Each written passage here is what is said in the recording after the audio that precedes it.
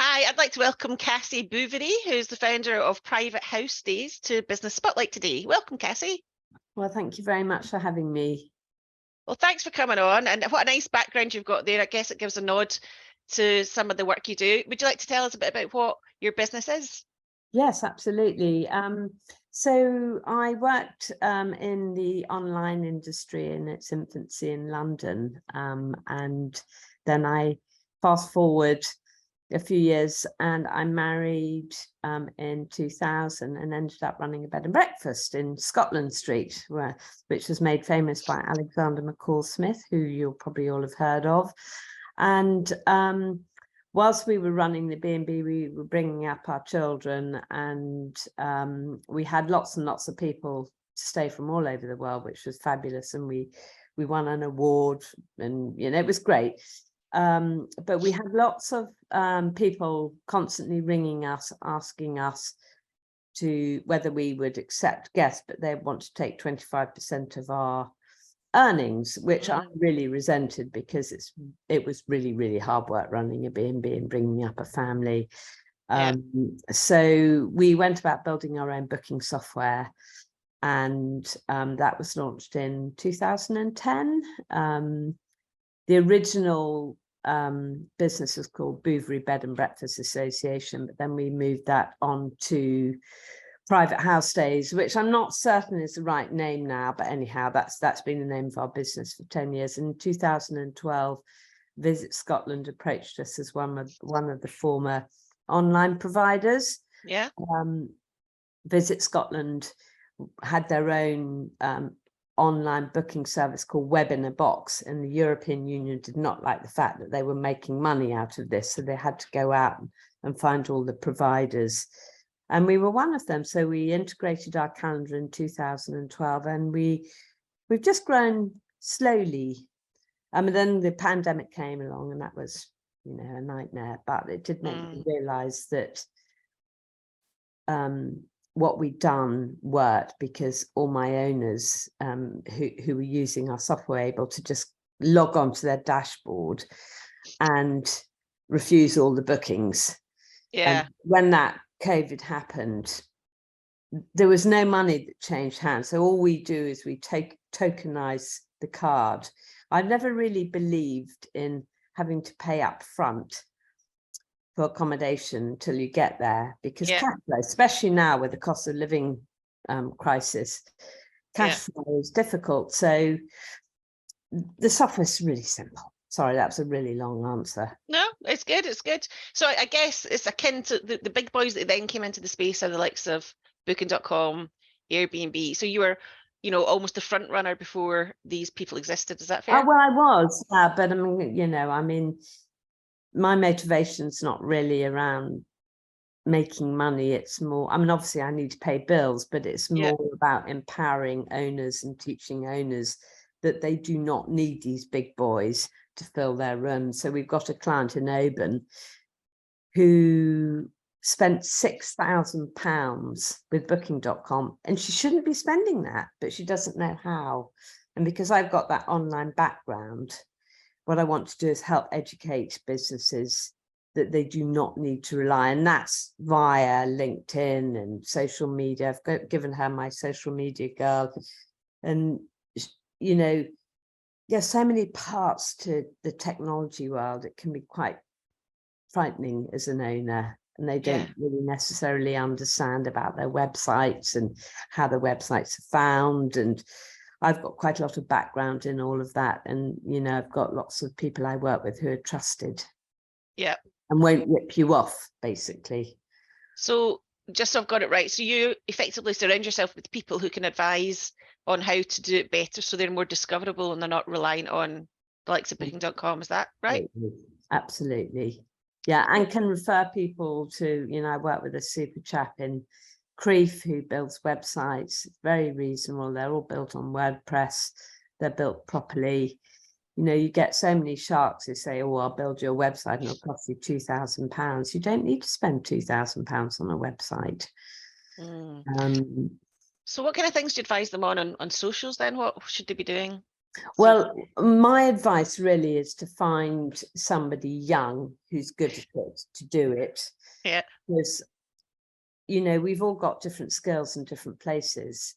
And, you know, if you try and do it all yourself, you just can't run your business. So go to the people who are good at it. And, you know, just have it, you know, if you're a small hotel, you could have a budget of £50 a month and give that business to a youngster who's learned it or worked along with the universities. I work with a lot of the universities. They can actually give projects to students who are studying in, you know, tourism and hospitality. And I've got the fact Interface, I don't know whether you're familiar with Interface, has been amazing.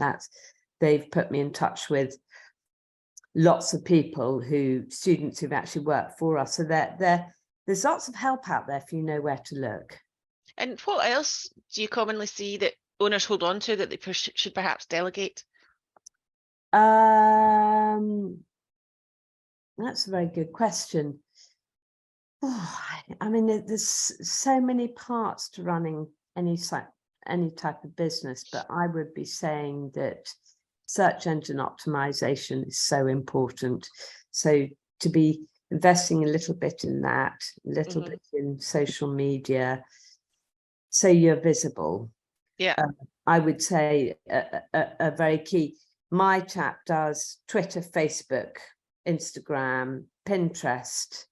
Yeah. And the other thing, which I think is very, very important, is that if you have a website, you need to continue to add to it, because you have a website that's static and doesn't show any updates, then it's not really going to get the love of Google. Google wants new data. So whether they write a blog about their area, and I think the other key thing to pass to businesses is to collaborate.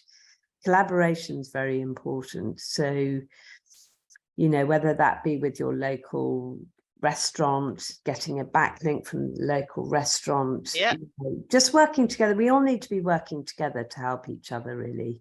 Yeah, and just, you know, so we're clear on jargon, a backlink is where it takes me to the restaurant's website. Is that correct? Yes. Yeah. And I guess there's so much out there that you've learned that you can share with people that they maybe don't know already. Oh, yeah. How do you most commonly get new users on your platform? Well, quite a few people approach us, but what we're going to slightly change the direction, and we're going to really look at growing our audience by putting a lot of content onto the site, blog content. And then we've got over 3,000 followers on Instagram. And my daughter told me about 4 years ago, or 5 years ago, she said, "Mummy, you've got to get yourself on Instagram." I was like, "Oh God, I don't know what to do." But anyhow, I found somebody to help me with it who's been absolutely amazing. So it's just keeping, you know, consistent. Yeah. And, you know, I mean, all my clients know my mobile number, and I work with a fantastic team in Glasgow called We Are Everyone, who've got the website. And yeah, I've got, you know, nice people I work with, and, you know, it's about that trust, isn't it? Yeah, it is. And I like when you say, you know, go to people that are specialists in their chosen area, because I think a lot of business owners spend a lot of time and angst and worry trying to do something that's not in their skill set, whereas somebody else could do it in an instant. So yeah, well, it's taken me a long time to learn that, but, you know, I'm in my mid-50s, well, you know, getting closer to 60, but anyhow, you know, we never stop learning. And, you know, I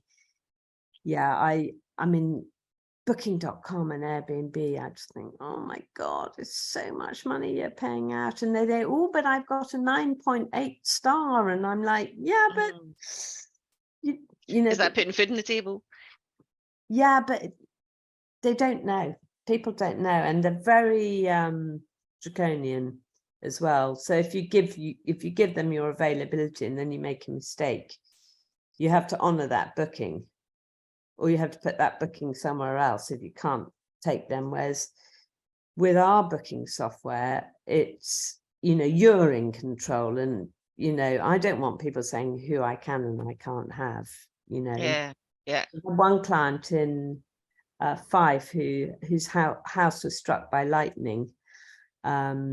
It was several years ago, and she was just like, she said, Cassie, can you help? And I went straight on, and I just pressed the reject booking. I'm so sorry, a house has been struck by lightning.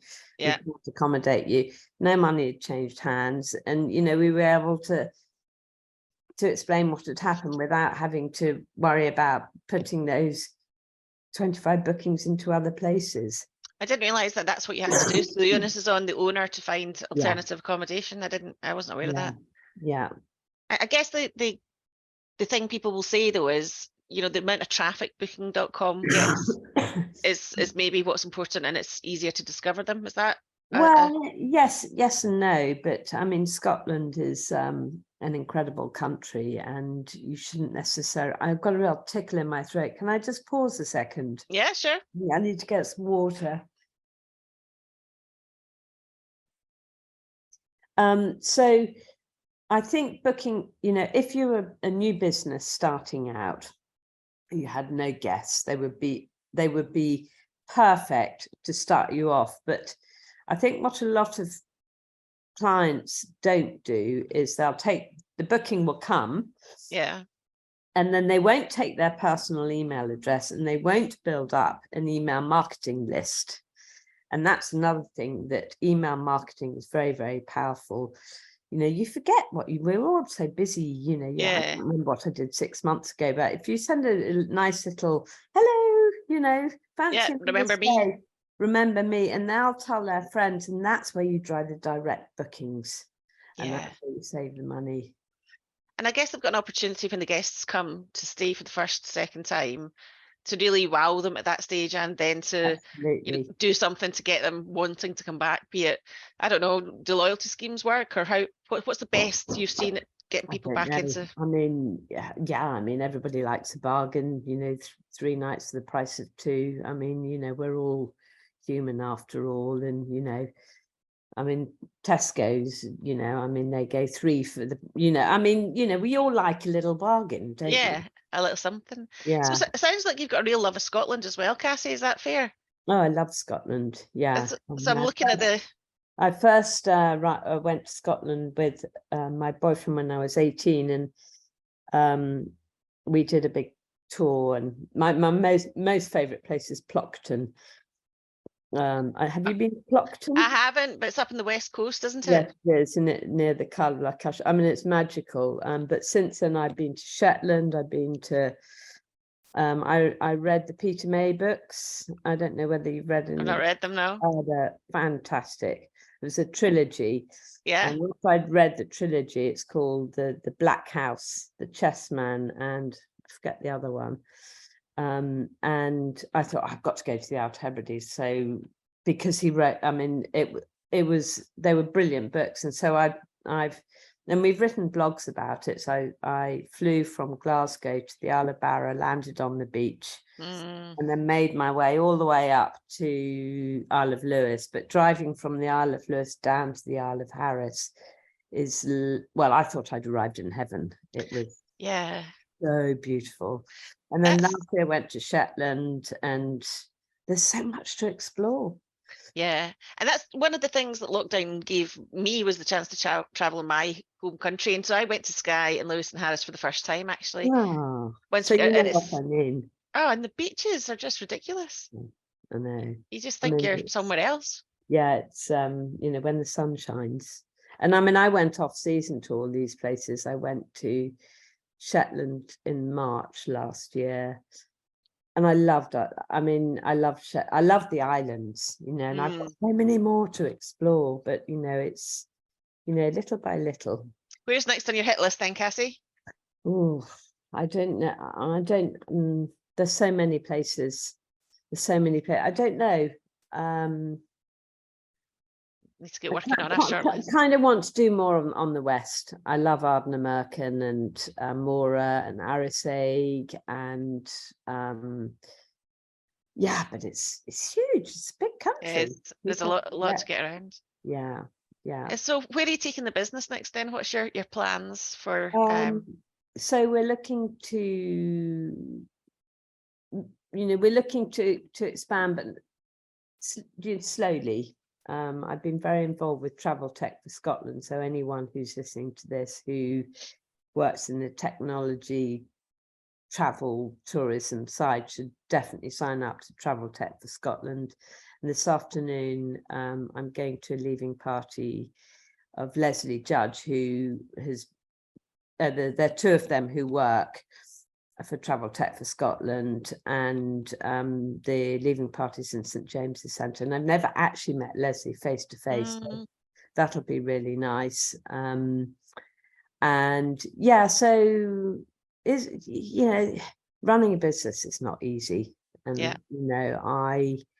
I just want to do it slowly, just keep going, but gently. And because I did take on 4 people throughout the pandemic, through the government Kickstart scheme and the local councils here in Scotland. But then I thought, well, I'm trying to conquer the world. Don't be stupid, just got to. So it's difficult, but we're not going away, put it that way. And so an ideal new user for you would be what type of business, what kind of size? A small hotel, under 10 bedrooms. I like looking after the small businesses, and we do B&Bs, hotels, inns. We've got a fantastic client in Aberlour, whiskey country. It's called the Mash Tun, and they do wonderful. I mean, obviously I've been up there. I've been to Granton-on-Spey, and they're an inn. So I'm quite interested in actually taking on properties where you can get food as well, because it's about that experience. And do you have to go and try them all out, Cassie? I don't have to, but I try and visit as many as I can, because that's the icing on the cake. Totally is. Yeah. Well, look, it's been fascinating finding out about your business journey so far. If you were to give somebody else starting out one piece of advice about having your own business, what would it be? My advice would be, don't try and do it all yourself. So go to we've all got skills, so make sure that you go. And also one other piece of advice is Business Gateway has been amazing for me.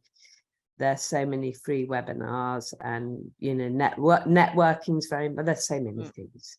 Yeah, good advice. And I guess the quickest way to contact you is that QR code on the corner of your screen. Is that correct? Yes, or Private House Stay, Cassie at Private House Stays is my email address, or you can contact me on LinkedIn as well. It sounds like you've got lots of experience and advice to share with people, so hope they take you up on it. Thanks very much for being on today, Cassie. Thank you so much. Okay.